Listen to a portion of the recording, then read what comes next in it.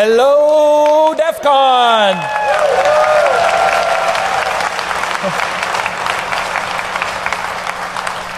So I didn't make my 10 o'clock speech, so I want to just say a couple of words here before we introduce the man you're all here to see.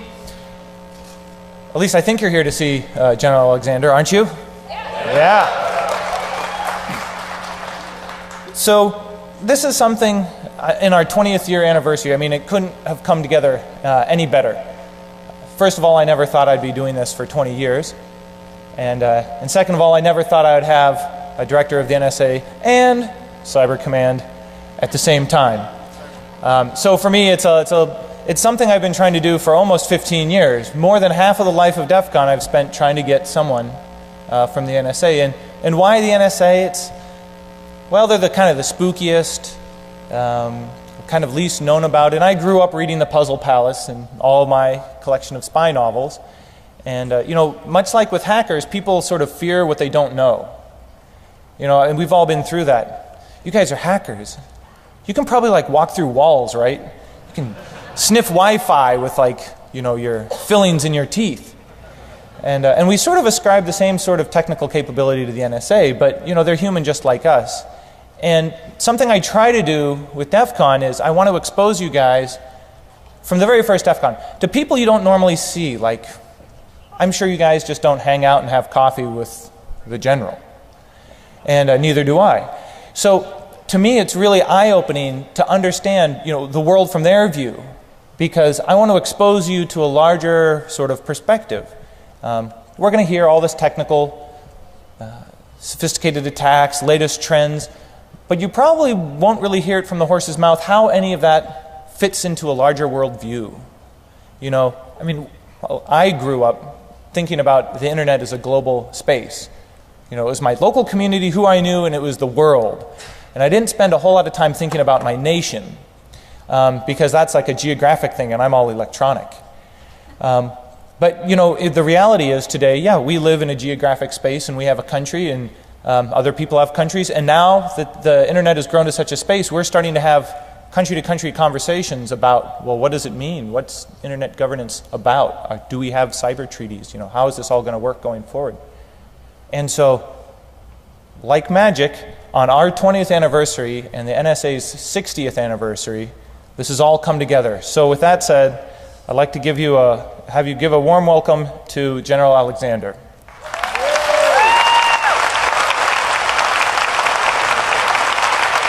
Thanks, Jeff. Can you hear me? So thanks. Honor to be here. It's an honor and a privilege to be here. You know, one of the things I want to talk about is the freedom domain, the internet, and what we can all do to work on this. And so I've got about 6 hours of presentation and slides that we'll cut down to some meaningful time for you. And I do want to give a chance for you to ask some questions. Hopefully they'll be easy ones, and I have a crew here that can answer the hard ones if I need to. To Jeff Moss, thanks so much for the invitation out here, and thanks for all you do to bring this community, what I consider the world's best cybersecurity community, together. Let's give them a big round of applause.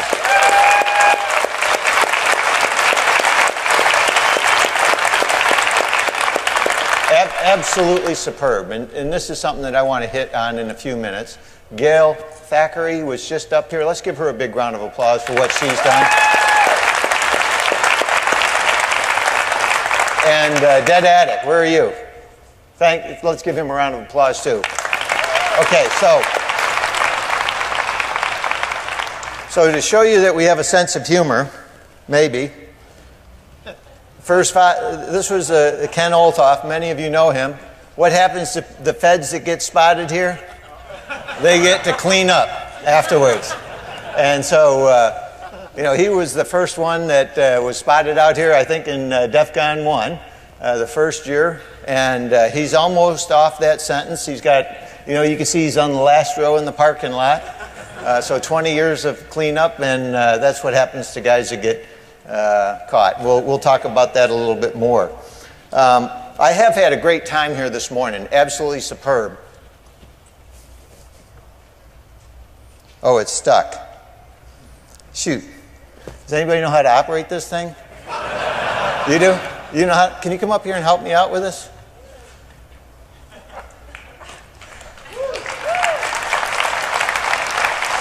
You know, it just seems to be stuck, and you know, I'm not sure how to get it to the next slide. Right? Oh, well, that was good. What's your name? Sci-fi. Sci-fi. Oh, let's give Sci-fi a big hand. Come on up here. So, I don't know how many of you know Sci-fi. Sci-fi, we had a chance to go out to see the DEFCON kids this morning. I'll tell you, absolutely superb. You know, to see these young people and what you've set up there. And Sci-fi and a couple of others. Who are the other two? There's Chloe, Olivia. And then Kryptina we saw. Kryptina, Yeah, so those are the three that we saw this morning. Absolutely superb. And what Sci-Fi has done is she won the 0-day exploit. In fact, she gave me a t-shirt and said I had to wear it, right?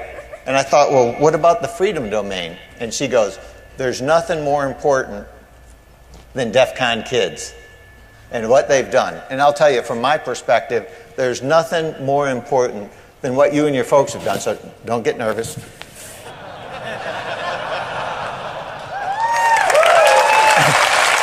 So we have, this is Sci-Fi's t-shirt, Sci-Fi 0-day, absolutely superb. And I'll tell you, we have great people like Sci-Fi all over and in this audience, all of you.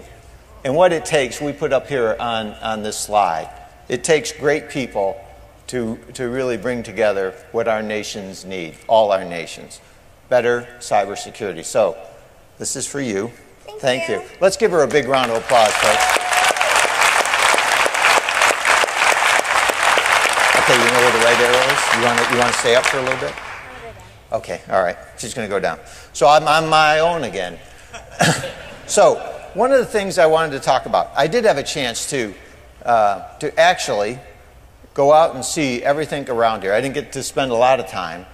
I am absolutely impressed with some of the stuff that's going on here. For barcode, the blood code stuff that's set up, and the fact that, let's give them a big round of applause. Absolutely superb. You know, that you would come together for somebody who has a need and give blood. I am really impressed. That's absolutely superb. You should all be very proud of yourselves. I am. And I'm proud to be associated with you. What I want to talk about, cybersecurity, education. In this room right here, is the talent our nation needs to secure cyberspace. And there's some issues that we have with cyberspace when you look at it. First, you know, we need great people like Sci-Fi that can help educate older people like me and some of the folks who don't really understand this. You folks understand cybersecurity. You know that we can protect the networks and have civil liberties and privacy. And you can help us get there. Now, some of the things that we're going to talk about is how do we take the next step? You know, there are some things that I'm working my way through to understand cybersecurity. I want to walk through those with you and see what we can do together to help secure cyberspace, build better tools, train and educate the American people and our allies and other nations on better cybersecurity. What does it take to get legislation?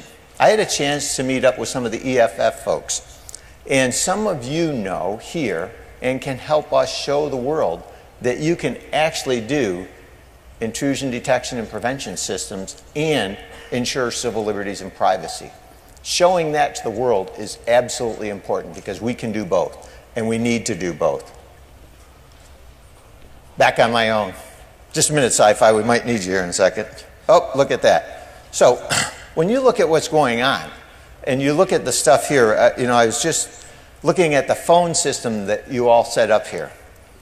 You know, this is absolutely superb. You have your own little phone system, and it's running, and they handed out the phones to everybody. What is it called, the HackerNet? The NinjaNet. So you set up your own phone.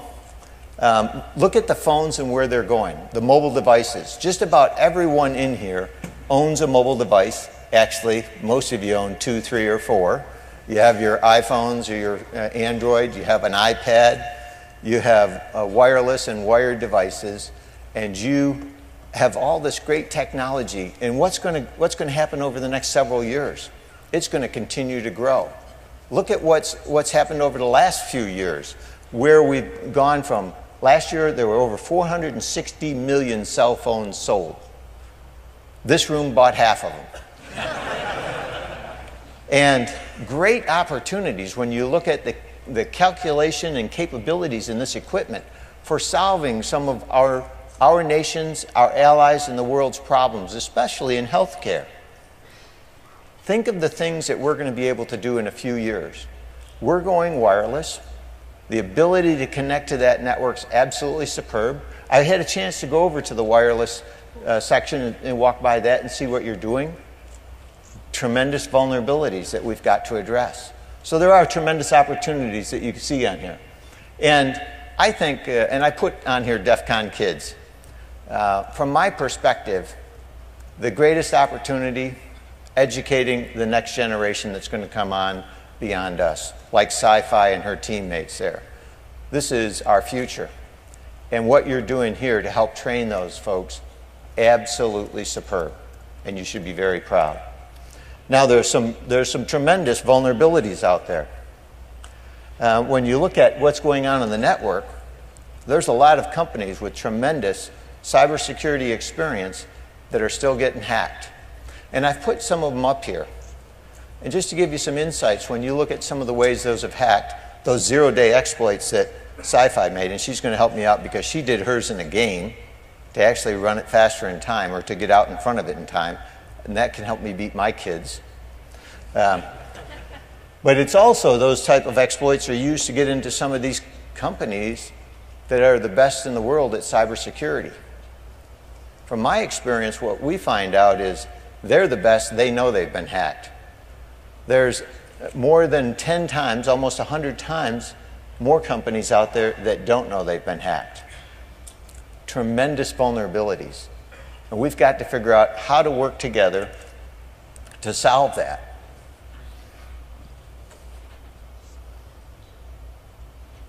Okay, I'm getting better at this, Sci-Fi. That training session helped. So we have some shared challenges, and you can see those here. A global community with great risk from exploitation, disruption, and destruction. What do I mean by that? And why am I putting this up here? You can see that the last decade plus has been exploitation, cyber hacking, penetration testing, And you see disruption, distributed denial of service attacks, and my concern is that's going to flow into destructive attacks that could have significant consequences on our nation's critical infrastructure, government networks, the internet itself. And we've got to figure out how to secure that. So we have a joint challenge because the reality is this is the community that helped build many of those tools that we're going to need. You understand this. You understand what's going on.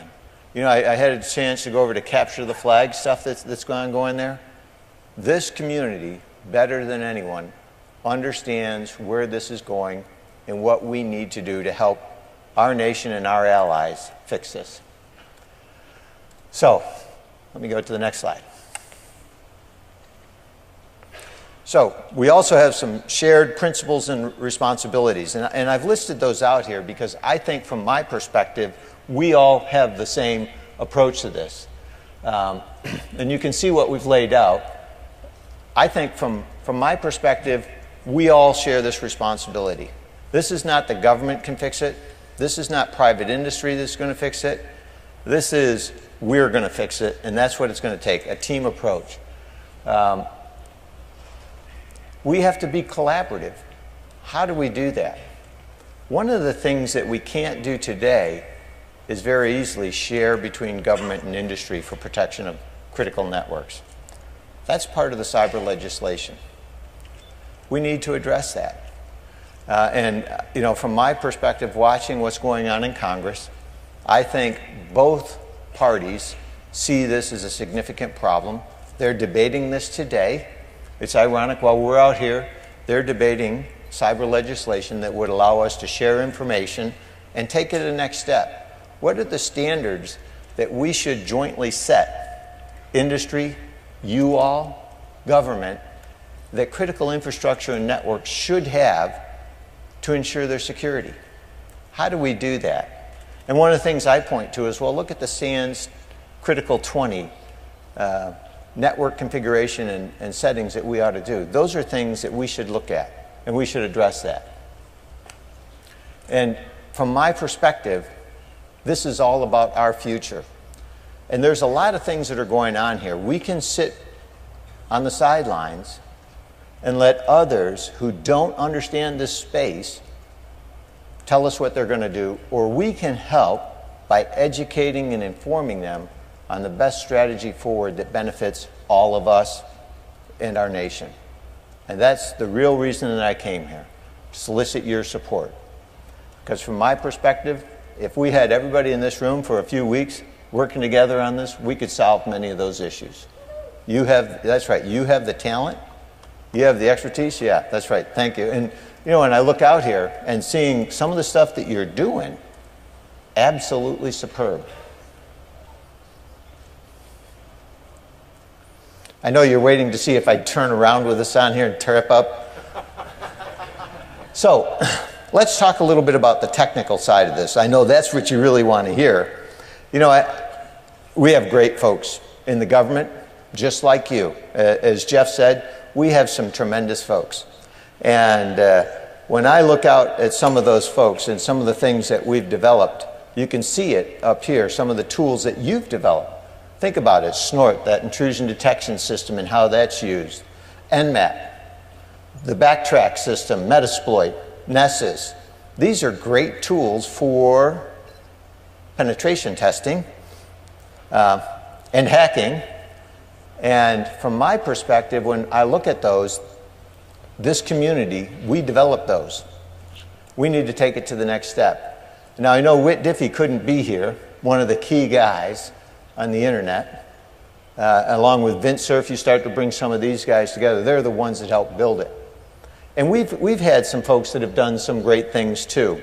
And I just want to talk about that for a second so you know where we're coming from a government perspective. Because it doesn't need to be a separate set of objectives. We have a joint mission here, I think. So I started out with World War II. No, I did not fight in World War II. Let me just... I was only 9 at the time. No, when you look at World War II, the fate of our nation and our allies hung in the balance over some of these codes that you see up here. The Japanese codes, purple, JN25, and a series of those. And when you think about it, those are the codes that allowed us to win in the Pacific, Midway. Google that, not all at once. But when you look at it, some cryptologists were able to confirm that the Japanese were going to attack at Midway, allowing our Navy to get a strategic advantage. And they did it based on people like you, who broke the crypto thing, Cryptina, and were able to read that mail. Enigma. There's a great story here on Enigma. The Allies, our allies, Poland, France, Britain, broke Enigma, the 3-rotor system, and we've got a couple out there. 3 times 10 to the 114th power. I was told to memorize it. I'm not sure why. Think about the possibilities, so to speak. And when you think about Enigma, by our ability to break that code... You got it. Oh, I thought, I was in airborne training, so normally that means get ready to jump out of the airplane. 10 minutes. Okay, we'll do some of those Jody calls in a minute. That's right. Boom. It's better, if you're going to go to airborne training, it's better to have a chute on your back. I'm just telling you. So Enigma. Let's think about Enigma and what that did. The 3-rotor system gave us a strategic advantage. We sank many of the submarines that were sinking our ships that helped our allies in Europe. Admiral Dönitz, the German Navy, realized something was amiss, and he tried to get the engineers in Germany, their crypt people, to change it. And they said, there's no way this can be broken. It's impossible to break it. Aha! you all know we do the impossible every day. And so he had it on a fourth rotor. The fate of the world swung in their balance for 9 months while the Allies worked on breaking that. And there are some great stories about people who gave their lives to break that code. Some Navy folks who went aboard a sinking submarine and died getting Enigma machines to help us win that war. And think of this. If the Germans knew at that time that we could break those codes, they would have changed it, and the war may have come out vastly different. That is one of the key reasons the government has to keep secrets. It's not to keep them from you, it's to keep them from our adversaries, but if we share them too widely, everyone is going to know about those. And when you look at the Tiger teams and things that we've set up starting in the 1970s for people to go out and work on the networks, to actually get out there and see what could happen with these machines. It started in the 70s.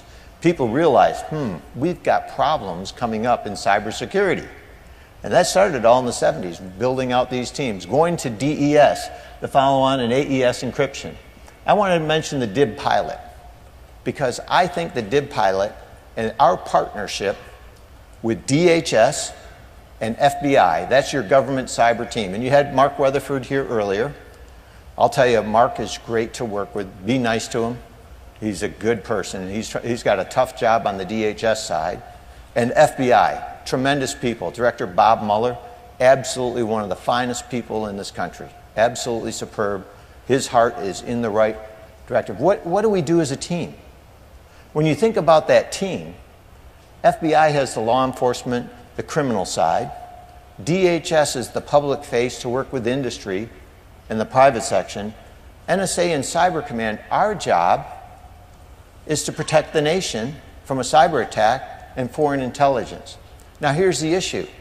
If we can't see a cyber attack, how do you stop it? We could write essays on this, right? If you don't see a cyber attack, how do you stop it? Well, that's a good one, because that's where we are right now.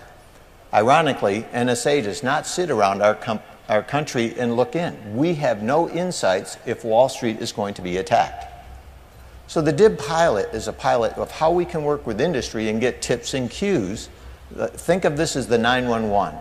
We can give them information to help protect their networks, and they can tell us from their intrusion detection systems when an event occurs at network speed.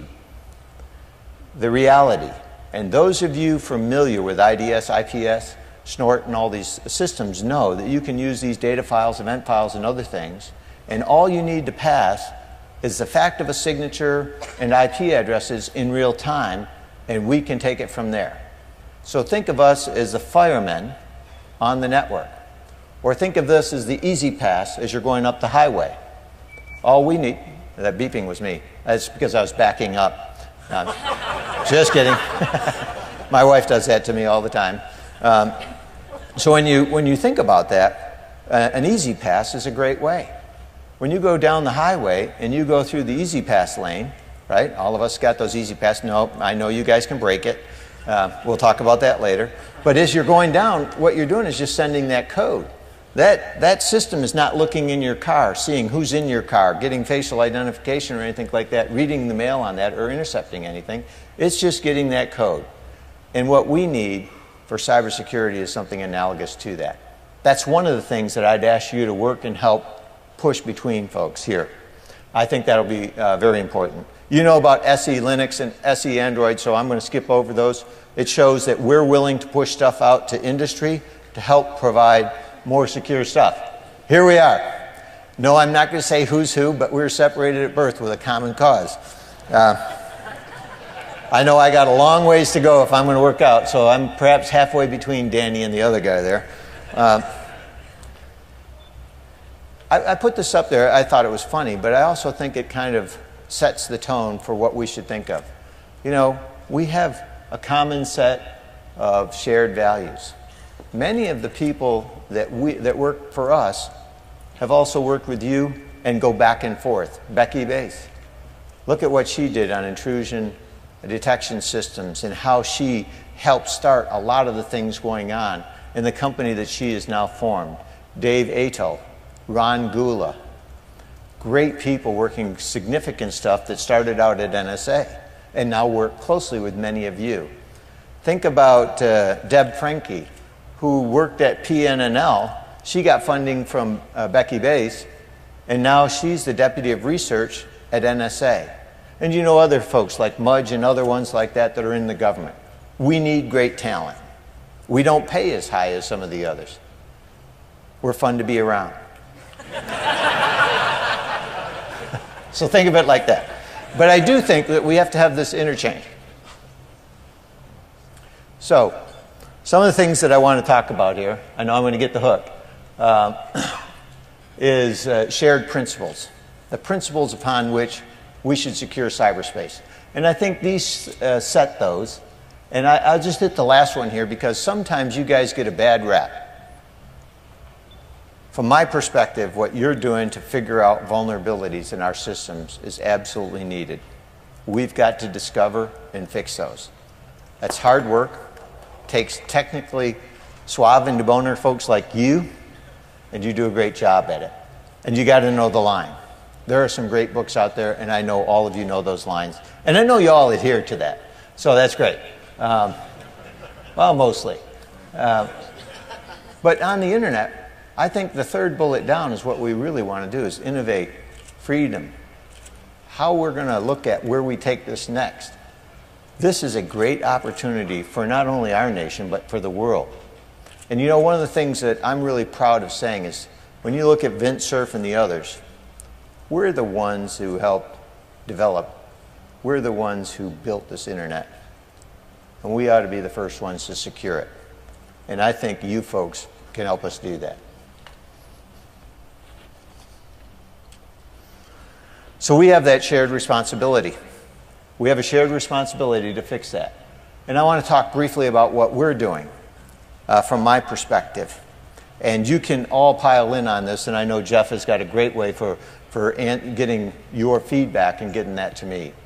But when you look at it, there's 5 things that I'm trying to do as both the director of the National Security Agency and the commander of U.S. Cyber Command. First, how do you see cyberspace? How do you visualize it? Where's the graphical user interface for cyber defense? We haven't yet made the transition that the gaming industry and others have done in network security, but there are opportunities here that are superb. Defensible architectures.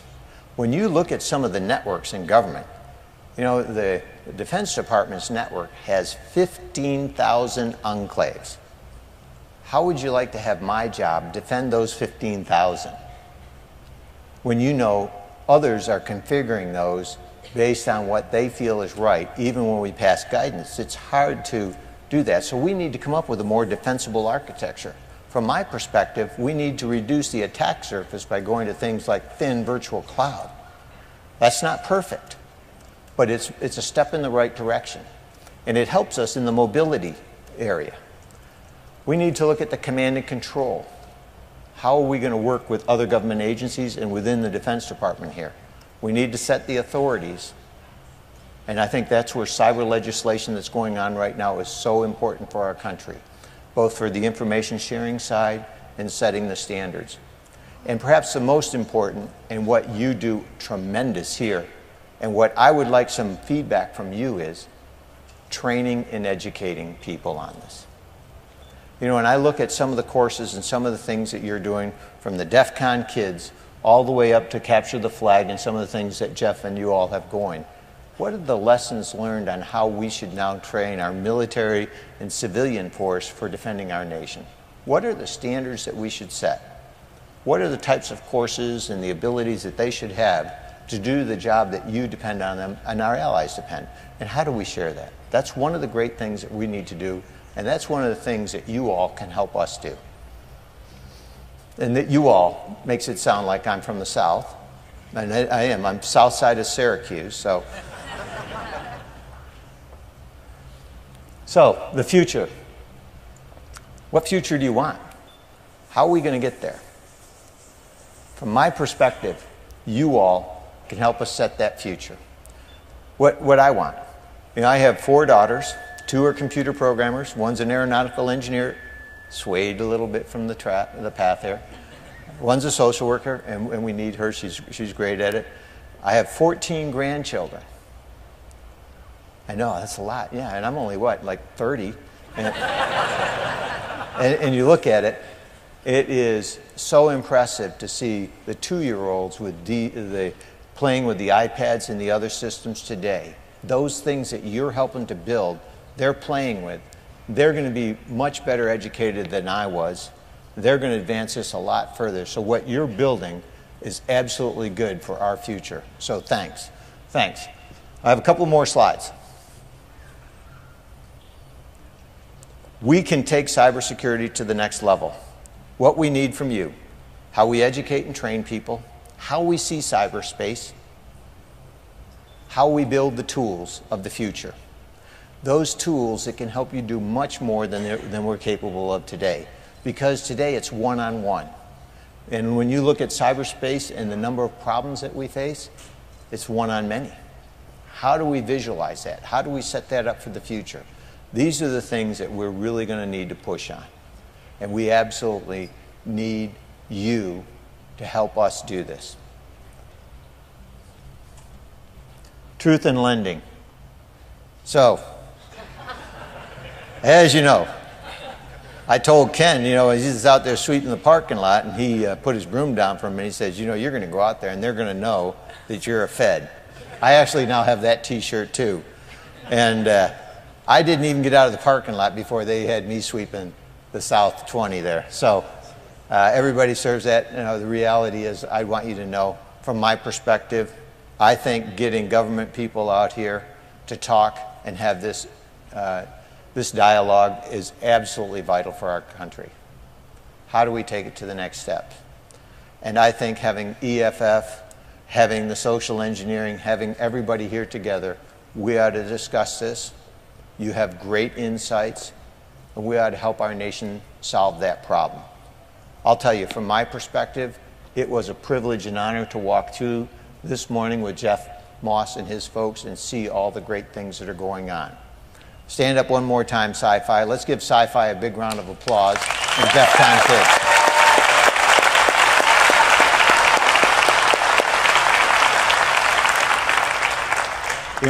Everybody said that I was important. That's the most important person for our future and the kids that you're training. So, Nico, absolutely superb what you're doing. It was a privilege and honor to meet you. So, thanks. Okay, with that, questions. No questions, I'm out of here. Not so lucky. Not so lucky. Yeah. Okay, Are these multiple choice? Yeah. So I'm going to start with the easy one.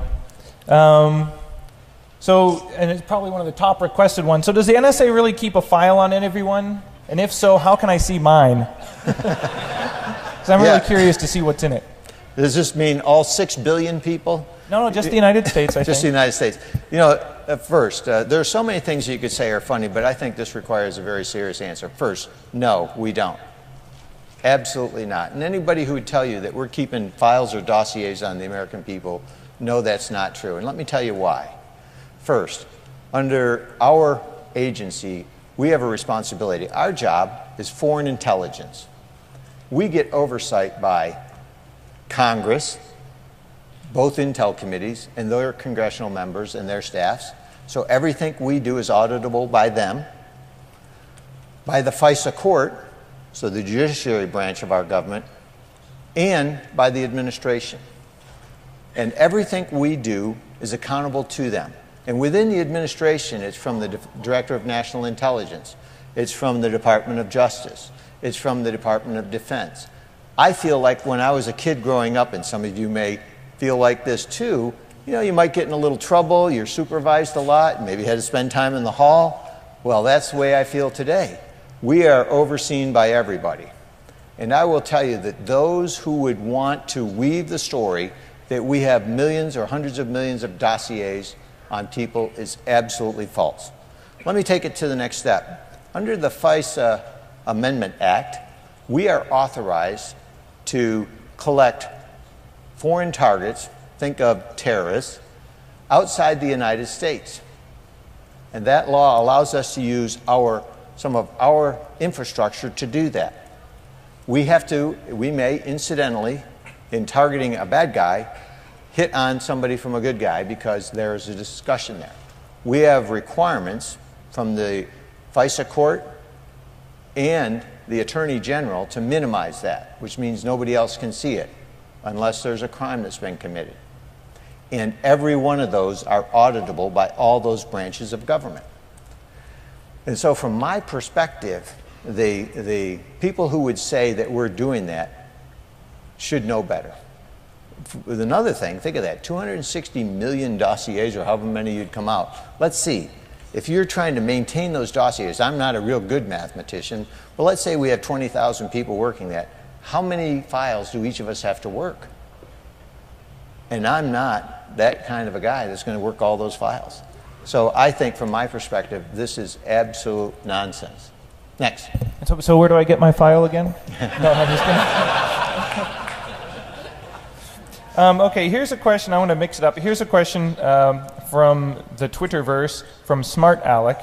How has military thinking progressed to consider a million-front war? Is such a war winnable? A million front? Meaning online. Right. Well, I think today, and I had a chance yesterday to be out to Aspen, I was asked, where do we see the defense of our country in cyberspace? And we have some issues. We can't see that. So right now on a million front war, Smart Alex is probably what it was. Alex with an X, like Alexander Alex. That was a joke, I'm sorry, I work it. Oh, I can go slower. When you think about it, first we've got to be able to see it. Then we have to have the ability to share that information.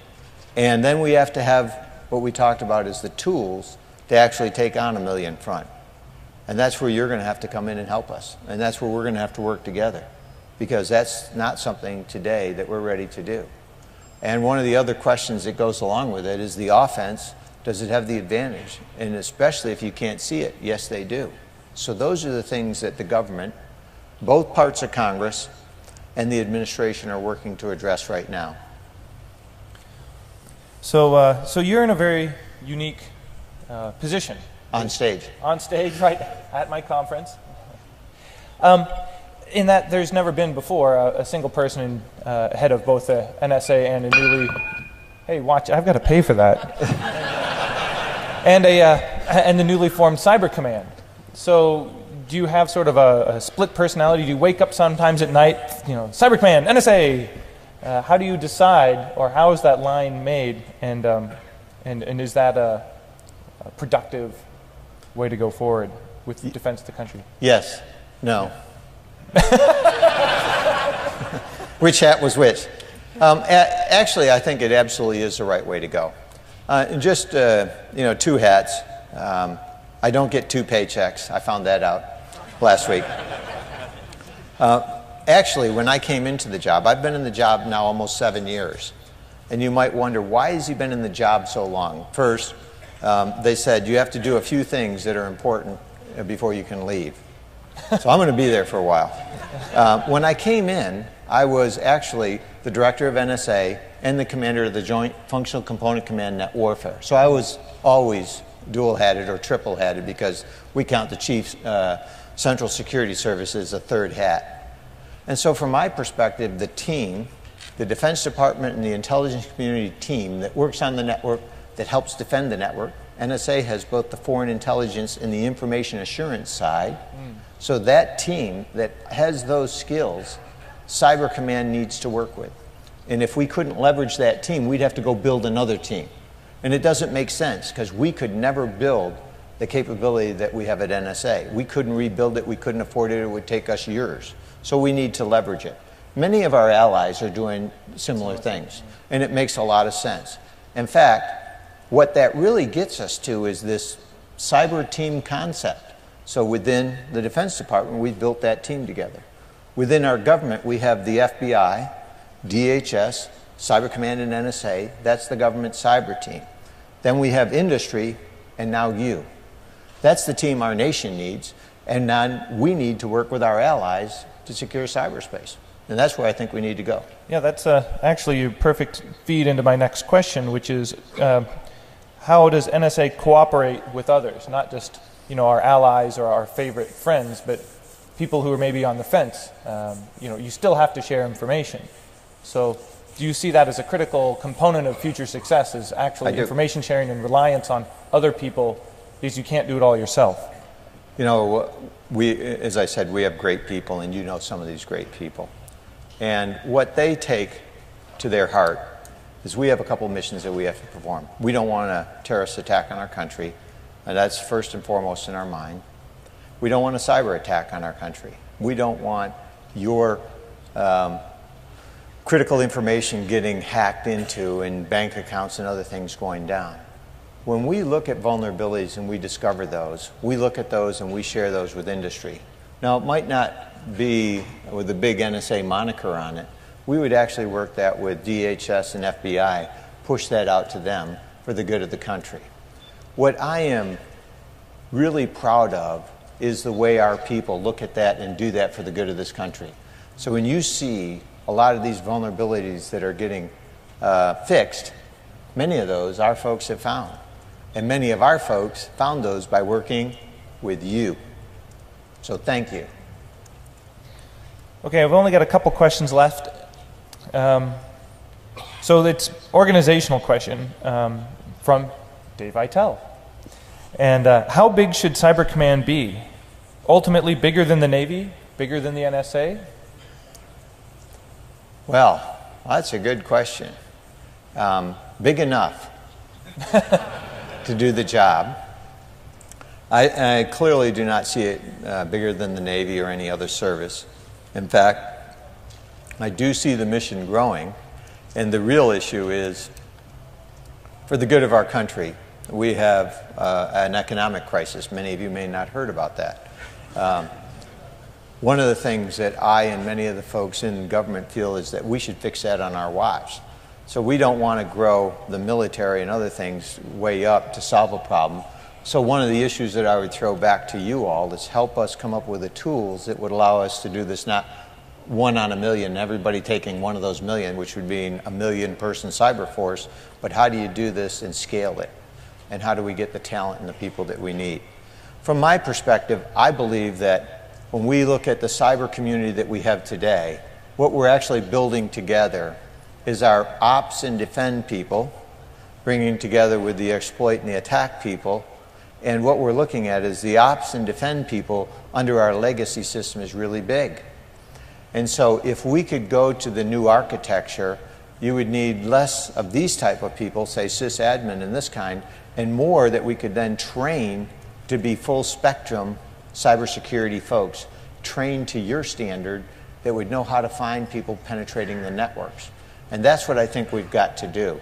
So what I would like is to try to actually evolve our community and shift it to where we need to be, not to grow it per se. Now, will we need to grow in some areas? Absolutely, but we'll shrink in others. And I think at the end of it, when I look at it, what I've told the chairman and the Secretary of Defense, I think we can actually do both missions with less people in the future with some of the technology that we have coming on and with your help. So that brings me up to a personal question, which is in automation. So we're a pretty big country, 300 plus million or so, but botnets can have millions of nodes. And if it's a one-on-one type of game, we're going to lose. If it's a one of our defenders against one of their attackers, you'll never win that game. So you have to automate. And so to me, and I'm curious, does NSA see the future as sort of automation? Automate everything you can, and then learn how to automate everything else. So we keep humans doing the human jobs, the challenging jobs that computers can't do. That's, in my view, is probably only the one way that we can tackle this problem. Is there sort of similar thinking? Well, I think you've hit it on the head. I would tell you that, and you would work your way through it just as you did there, that it makes sense to automate where we can. And as many of you know who automate things, to have people who can reverse engineer it and say, is this a viable concept, this automation, or do I have a real problem? I built an Enigma machine and then find out that somebody broke through it when I trusted implicitly that this was good to go. Right. And the reality, so this is secure. Nobody can hack into it. And then what you find out is that everybody's hacking into it, and the only one who thinks it's secure is me. Right. That would be a big problem. So I think what we want is the combination, automate where we can, have real-time capabilities to defend, and have people, great people, trained to a standard that can help bring all that together and continue to grow this. So as you look at what you do here every year, you get a chance to look at evolving technology. Look at what's happened in the 20 years that you've had your folks here. And we've brought this group together. And look at what you discussed 20 years ago and the state of the art. And look at where the state of the art is today. It's superb. This is phenomenal. One of the greatest things going on right now, and the trend for the future. Mm-hmm. You know, you guys are the greatest demand for our nation. And so when you think about that, now the thing is, so we would want to automate, and we want to move it to the next step, and we want people that can help us get there and continue to climb that road, share it with our allies, build the best network in the world, secure the freedom domain that I started out with. I think that's what we all want to get to, and I think we can get there. And along the way, it doesn't mean that people aren't going to throw rocks at it and try to take it down. And we've got to be able to stop that. Go ahead. Yeah, so here's your final question. So if you could have a perfectly secure internet or a nicely insecure internet, which would you choose? I would choose the perfectly secure internet. Here's why. I think it is in our nation's best interest. Look at all the intellectual property that we've lost over the past decade. It's huge. That's our nation's future. That's the future for young folks like Sci-Fi and others. That means others will take advantage of that intellectual property at our expense. And same with our allies. They're having the same thing happen. And so if we could fix that, that would help us on our economic growth. This would be huge for our country. And this area that we're talking about is the fastest growing area in our nation for the past 3 decades.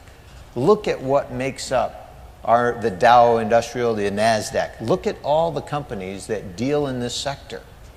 That's what fuels our economy. Yeah. That's where we need to be. So from my perspective, for my grandchildren, for you all, for us, that's what we need to do. And I think it's doable. It's not going to be easy. And I think we should go at it with the thought of, it'll never be perfect. We can't get to perfect. But we can come really close. I didn't mention in one of the slides that our nation created 2 cryptologic systems, SIGABA and SIG-SALLY. These were both data and voice communications that were used during World War II. We were able to crack our adversaries' communications and protect our own. We can do this in cyberspace and continue to build towards a perfect internet that would be good for the world. And we ought to all push for that. And I think when you bring in not only our great talent here, but those of our allies, I think that's absolutely superb. All right, that brings this session to a close, so let's have a round of applause for General Alexander.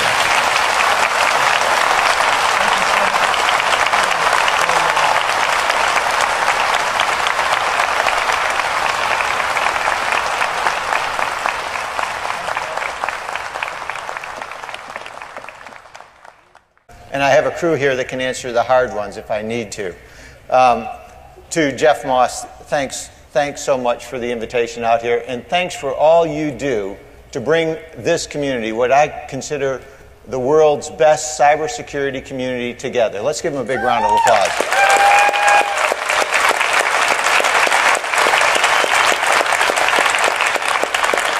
Absolutely superb, and this is something that I want to hit on in a few minutes. Gail Thackeray was just up here. Let's give her a big round of applause for what she's done.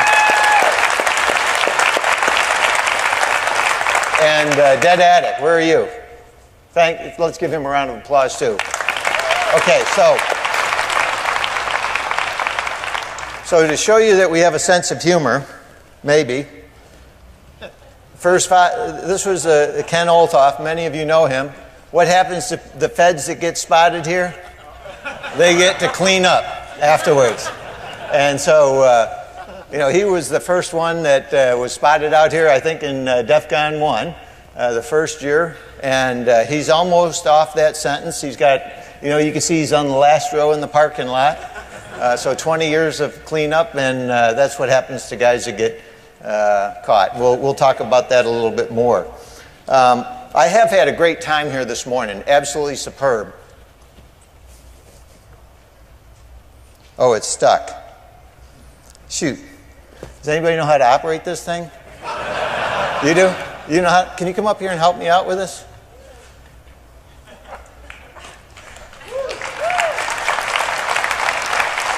From their view, because I want to expose you to a larger sort of perspective. We're going to hear all this technical, sophisticated attacks, latest trends, but you probably won't really hear it from the horse's mouth how any of that fits into a larger world view. I grew up thinking about the internet as a global space. It was my local community, who I knew, and it was the world. And I didn't spend a whole lot of time thinking about my nation. Because that's like a geographic thing, and I'm all electronic. But the reality is today, we live in a geographic space, and we have a country, and other people have countries. And now that the internet has grown to such a space, we're starting to have country-to-country conversations about, well, what does it mean? What's internet governance about? Do we have cyber treaties? How is this all going to work going forward? And so, like magic, on our 20th anniversary and the NSA's 60th anniversary, this has all come together. So with that said, I'd like to have you give a warm welcome to General Alexander.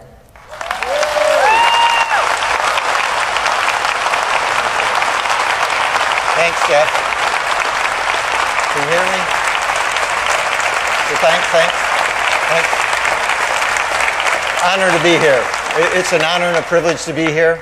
One of the things I want to talk about is the freedom domain, the internet, and what we can all do to work on this. And so I've got about 6 hours of presentation and slides that we'll cut down to some meaningful time for you. And I do want to give a chance for you to ask some questions. Hopefully they'll be easy ones. Hello, DEFCON!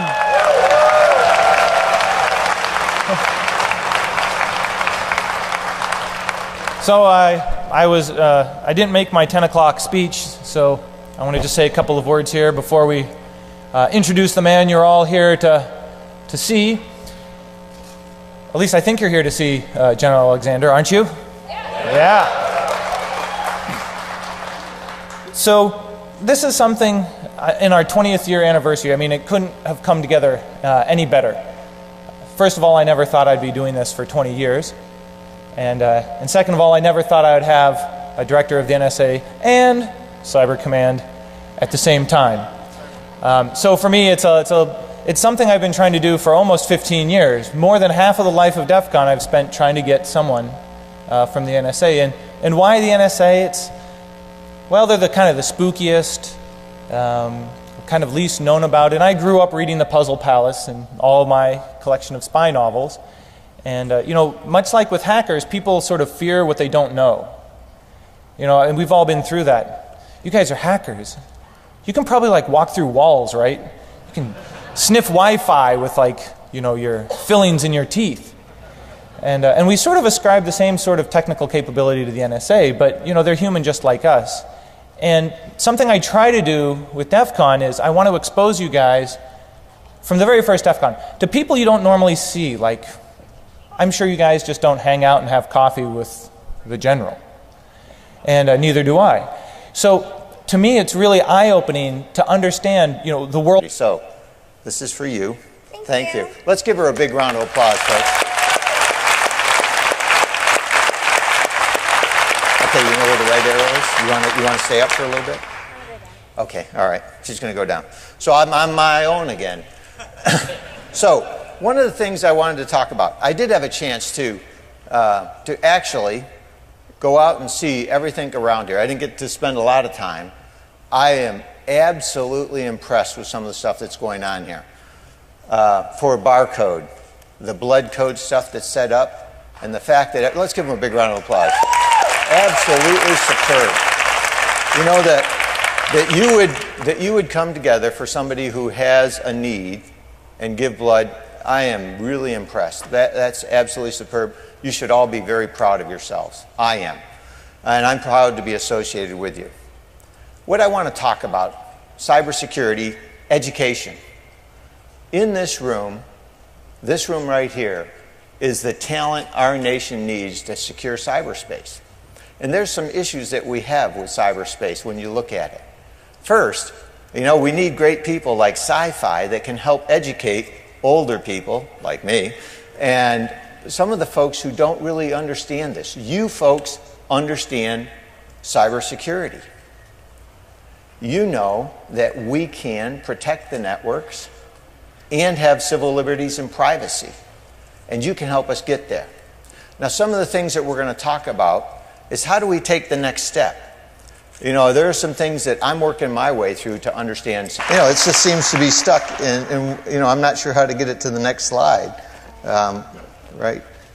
Oh, well, that was good. What's your name? Sci-fi. Sci-fi. Oh, let's give Sci-fi a big hand. Come on up here. So, I don't know how many of you know Sci-Fi. Sci-Fi, we had a chance to go out to see the DEFCON kids this morning. I'll tell you, absolutely superb. You know, to see these young people and what you've set up there. And Sci-Fi and a couple of others. Who are the other two? There's Chloe, Olivia. And then Kryptina we saw. Kryptina, yeah. Yeah, so those are the three that we saw this morning. Absolutely superb. And what Sci-Fi has done is she won the zero-day exploit. In fact, she gave me a t-shirt and said I had to wear it, right? And I thought, well, what about the freedom domain? And she goes, there's nothing more important than DEFCON kids and what they've done. And I'll tell you, from my perspective, there's nothing more important than what you and your folks have done, so don't get nervous.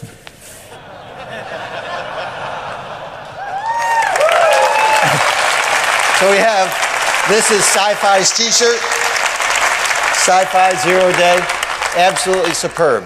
And I'll tell you, we have great people like Sci-Fi all over and in this audience, all of you. And what it takes, we put up here on this slide, it takes great people to really bring together what our nations need, all our nations, better cybersecurity.